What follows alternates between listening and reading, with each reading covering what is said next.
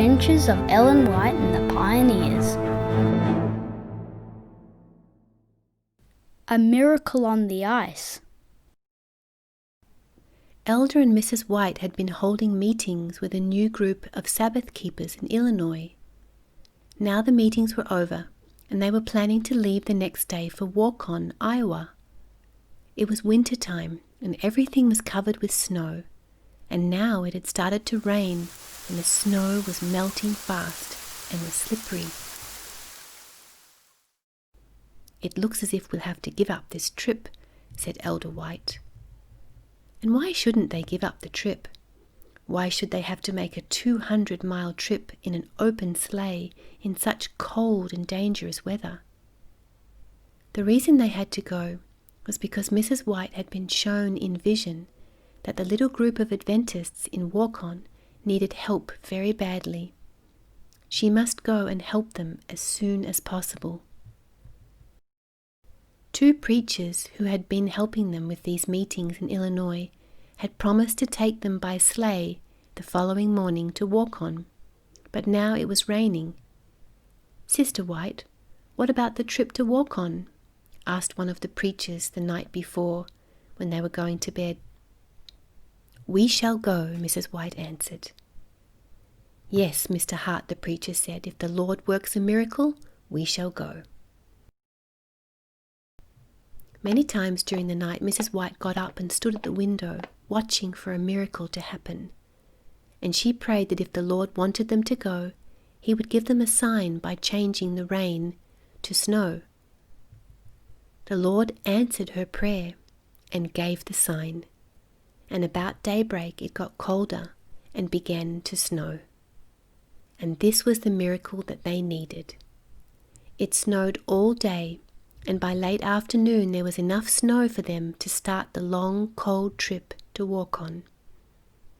They started about 5 o'clock in the afternoon, and the snow kept falling as they travelled to the north until the roads were almost completely blocked. They stopped at the home of some Sabbath keepers in Greenvale to have some meetings with the Adventists there. It kept on snowing so much that the roads were closed and they could not go on. "Sister White, what about Waukon?" asked the other preacher, Mr. Evetts. "We shall go," she said. Finally they started again once more, but many times they had to stop and dig through very deep drifts of snow. And as they drove along, Mrs. White was thinking all the time about the people at Waukon. Some of the Adventists from Maine and other places had moved to Mississippi River to the new country of Iowa. And some of them had written back to their other friends saying, "You can buy good land cheap here, and we can earn our living easily here, and we can spread the gospel message to these people." So several families had decided to move to Waukon, Iowa, which was where Mrs. White was now going to visit those people. Their land and the earth was so rich there that if they worked hard, they would get rich too. So they worked hard to make lots of money. But after a while, guess what happened? Some of them forgot the Sabbath because they were so focused on working and making money. And because their work kept them so busy, they didn't have time for Sabbath. Then they began to find fault and criticize each other, and they began to criticize others too, like Elder and Mrs. White. Elder John N. Andrews, who had been a great preacher and writer, got sick. So he decided to go to Waukon and live with his father until he got well. But he stopped preaching, and instead he started working in his uncle's store when he arrived in Waukon. Then Elder John Loughborough became discouraged because his wife was discouraged. She felt discouraged because they did not have enough money, and so he also stopped preaching, and he chose to work as a carpenter to earn more money. So their focus became on money in this town and not on the gospel. How very true are the words we find in 1 Timothy 6, verse 10.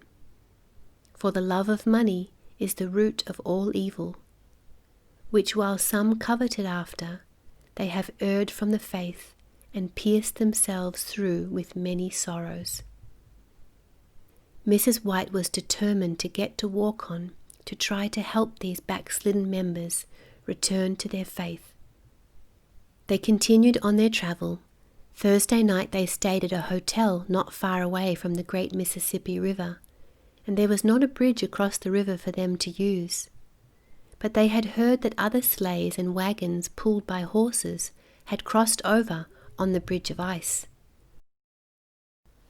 About 4 o'clock early in the morning, Mrs. White was awakened, and she heard rain falling on the roof. They all dressed quickly, and they began their travel again. They had to hurry and get across the big river before the rain weakened the ice. They rode in the open sleigh with the cold rain pouring down on them. Can you imagine? And when they reached the river, they asked if it was possible to go across the frozen ice, but no one would give them any encouragement. The ice was not so hard. In some parts of the river the ice was soft and mixed with snow, and there was a foot of water on top of it. They stopped at the edge of the water, and one of the preachers stood up in the sleigh and said, "We have come to the Red Sea. Shall we cross?" And Mrs. White answered, "Go forward, trusting in Israel's God." Elder White said, "Go on." Slowly and carefully they drove the horses onto the ice, and the water came nearly up to the sleigh, and the horses' feet splashed water as they slowly started forward, and they were all praying. And the ice did hold. It did not crack and it did not break, and they were able to cross. People gathered along the riverbanks to watch them cross. They had expected them to break through the ice at any minute. But once again, God had performed a miracle on behalf of his people. Yes, the God who had opened up a path of dry land through the Red Sea waters so his people could cross over, now had frozen the waters of the Mississippi River in the path for these workers to cross. When at last they reached the other side and drove up the bank, the people crowded around and said, "You must have the hand of God with you. Nothing could have made us try that crossing." And after crossing the river, they still had to travel for 4 more days until they finally reached Warcon. They had a long, cold journey, and when they arrived, they were met with a cold welcome. Hardly any of the people were glad to see them, because the people in Warcon felt ashamed and guilty. They knew these people had come to help them, but they were feeling guilty inside, and so they did not respond warmly when they arrived.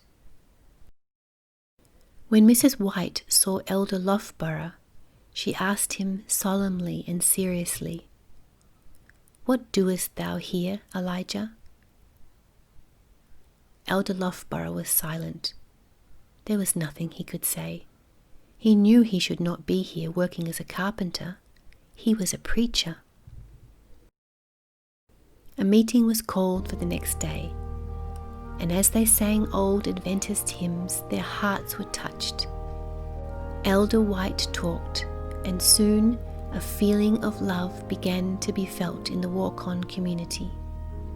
They realized that many of them who had been very sincere in teaching the truth before were now forgetting to share their faith even with their neighbors here in Warcon.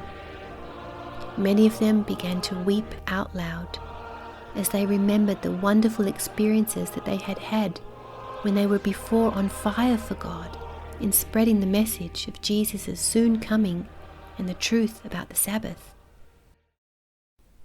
One of the men stood up and confessed that sometimes there'd been so much work to do on the farm that he had used the holy Sabbath day to work. Another man stood up and said that he had stopped giving food offerings because he wanted more money so that he could buy more land. Many people asked for forgiveness for unkind things they had said and done. Mrs. Loughborough stood up and said, "Brother and Sister White, I am so glad you have come. I have been wrong. I have sinned, and I have made my husband sin. God forgive me. And now I open the door of my heart. Lord Jesus, please come in." Then Elder Loughborough stood up and said, "I have laid up my hammer, and I have driven my last nail. From now on my hand shall hold only the Bible, and never give it up. So help me God." And when Elder and Mrs. White returned to their home, Elder Loughborough went with them. He did begin to preach again, and he never stopped. And Elder John Andrews became our first foreign missionary. One young man at that meeting in Waukon later became president of the General Conference. What a blessing these meetings had been to the discouraged group at Waukon. They had learned the very good lesson that Matthew 6 verse 24 teaches. No man can serve two masters, for either he will hate the one and love the other, or else he will hold to one and despise the other. He cannot serve God and mammon. Mammon means riches or money. And as the sleigh started outbound for home, the Sabbath keepers in Waukon shed tears when they waved goodbye to Elder and Mrs. White, these faithful workers who had braved the ice and the snow to come and warm the icy hearts of the backsliders in Waukon.